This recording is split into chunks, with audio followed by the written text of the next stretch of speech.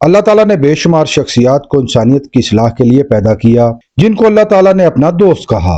मैं साजिद भट्टी और आप देख रहे हैं हमारी सीरीज सूफी नामा, और आज हम आपके लिए लेकर आ रहे हैं ताजदार कराची हजरत अब्दुल्ला शाह गाजी रहमतुल्लाह अलैह के हालात ज़िंदगी के बारे में एक इंतहाई मालूमाती और दिलचस्प वीडियो। इस वीडियो में हम जानेंगे कि हजरत अब्दुल्ला शाह गाजी कौन थे, आपका शजरा नसब क्या है, हजरत अब्दुल्ला शाह गाजी कब और कैसे सिंध तशरीफ लाए, हजरत अब्दुल्ला शाह गाजी की करामात क्या हैं और आपकी शहादत का वाक़या क्या है। नाज़रीन, हजरत अब्दुल्ला शाह गाजी रहमतुल्लाह अलैह सिंध धरती के एक अजीम सूफी बुजुर्ग हैं। आपका मज़ार अक़दस कराची के साहिल समंदर पर क्लिफ्टन के मुकाम पर है। आपका असल नाम अब्दुल्ला अल अश्तर और आपकी कुनियत अबू मोहम्मद है। हजरत अब्दुल्ला शाह गाजी रहमतुल्लाह अलैह 720 ईस्वी को मदीना मुनव्वरा में पैदा हुए। ये दौर अब्बासी खिलाफत का दौर था। अगर ये वीडियो आपको पसंद आ रही है तो इसको लाइक कीजिए, शेयर कीजिए और मज़ीद मालूमाती वीडियोस हासिल करने के लिए चैनल को सब्सक्राइब कर लीजिए और बेल आइकन को दबाइए। आप हसनी सैयद थे। तहरीक अब्बासिया के दौरान अब्बासियों, अलवियों और फातमियों ने मिलकर जद्दोजहद की, मगर इस तहरीक की कामयाबी पर अब्बासियों ने अपनी खिलाफत का ऐलान कर दिया और अहले बैत पर मजालम के पहाड़ ढाना शुरू कर दिए। उस जमाने में सादात की दो शख्सियात इंतहाई नुमायां थी। एक हजरत इमाम जाफर सादक रजी अल्लाह तआला अन्हो, जो इमाम हुसैन अलैहिस्सलाम की औलाद से छठे इमाम थे, और दूसरे हजरत इमाम मोहम्मद नफ्स ज़किया थे, जो कि हजरत इमाम हसन अलैहिस्सलाम की नस्ल से चौथे इमाम थे। हजरत इमाम जाफर सादिक खिलाफत की जद्दोजहद से दूर रहे, जबकि हजरत इमाम मोहम्मद नफ्स ज़किया खिलाफत के लिए पुरजोश और मुतहर्रक थे। हजरत अब्दुल्ला शाह गाजी रहमतुल्लाह अलैह का शजरा नसब कुछ यूं बयान किया जाता है: अब्दुल्ला बिन अश्तर बिन अबू मोहम्मद नफ्स ज़किया बिन अब्दुल्ला बिन हजरत मुसन्ना बिन हजरत इमाम हसन अलैहिस्सलाम और बिन हजरत अली रजी अल्लाह तआला अन्हो। इस तरह हजरत अब्दुल्ला शाह गाजी रहमतुल्लाह अलैह हसनी सैयद हुए। हजरत अब्दुल्ला शाह गाजी रहमतुल्लाह अलैह पहले सैयद थे जो खित्ता बर्रे सगीर में तशरीफ लाए। यहीं से फिर सैयदों की तमाम लड़ियां आगे फैलती चली गईं। हजरत इमाम मोहम्मद नफ्स ज़किया ने दूसरे अब्बासी खलीफा अबू जाफर अल मंसूर के खिलाफ जद्दोजहद का आगाज किया, जिसकी वजह से अबू जाफर अल मंसूर इक़्तिदार के लिए खतरा समझने लगा। इसलिए उसने उनके खिलाफ कार्रवाइयों का आगाज कर दिया। हजरत इमाम मालिक और हजरत इमाम अबू हनीफा रहमतुल्लाह अलैह ने अबू मोहम्मद नफ्स की हिमायत का ऐलान कर दिया।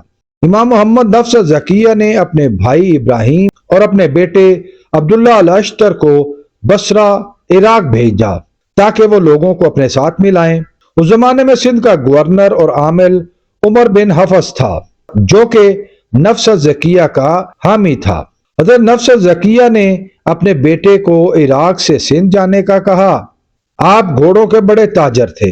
हजरत अब्दुल्ला शाह गाजी रहमतुल्लाह अलैह ने इराक से घोड़े खरीदे और तिजारत की गर्ज से अपने 400 साथियों समेत सिंध आ गए।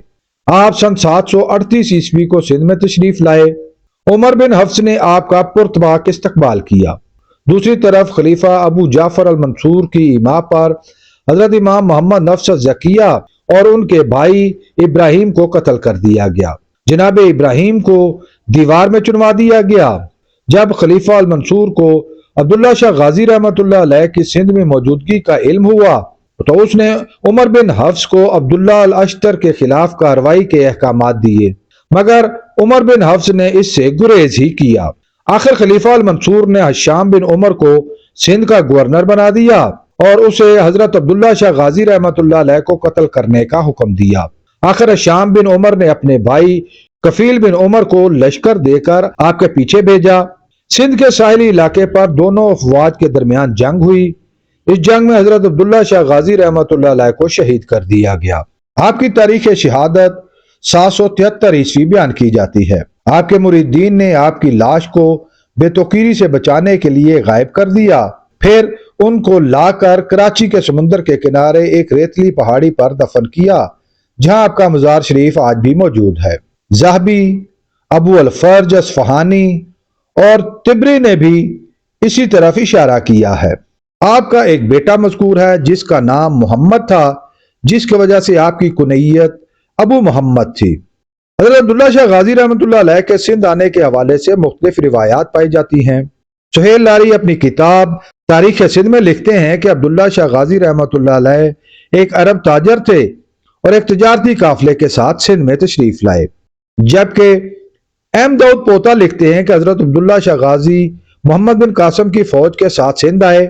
آپ محمد بن قاسم کی فوج کے کمانڈر تھے اور راجہ داہر کے خلاف بھی آپ لڑے، مگر تاریخی طور پر یہ بات درست نہیں، کیونکہ محمد بن قاسم اموی دور خلافت میں سندھ میں آیا تھا۔ سندھ میں پہنچ کر حضرت عبداللہ شاہ غازی رحمۃ اللہ علیہ نے تبلیغ دین کے کام کا آغاز کیا۔ آپ کی تعلیمات اور درس سننے کے لیے دور دور سے لوگ آیا کرتے تھے۔ آپ کی تعلیم و تربیت نے لاکھوں لوگوں کے سیاہ دلوں کو نور بصیرت اور روحانیت سے جگمگایا۔ حضرت عبداللہ شاہ غازی رحمۃ اللہ علیہ ایک بلند پایہ ولی اللہ تھے، مگر آپ نے بہت زیادہ کرامات کا اظہار نہیں کیا۔ آپ کی مشہور کرامت ہے کہ کراچی کے سمندر کا پانی آپ کے مزار شریف کے بہت قریب تھا، جس کی وجہ سے زائرین کو بہت زیادہ تکلیف ہوتی۔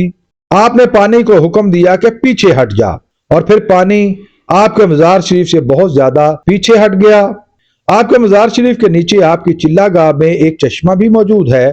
سمندر کے کھارے پانی کے قریب ہوتے ہوئے بھی یہ چشمہ انتہائی میٹھا اور شفا بخش ہے۔ آپ کے مزار اقدس پر خوبصورت سندھی ٹائل کا کام کیا گیا اور مزار شریف پر سبز اور دھاری دار عالی شان گنبد بھی تعمیر کروایا گیا۔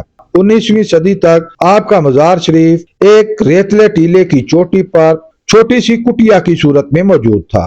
پھر سیون شریف کے اس وقت کے متولی حضرت سید نادر علی شاہ قلندری نے آپ کے مزار شریف کی سیڑھیاں، گنبد، جامع مسجد، لنگر خانہ اور سما حال تعمیر کروائے۔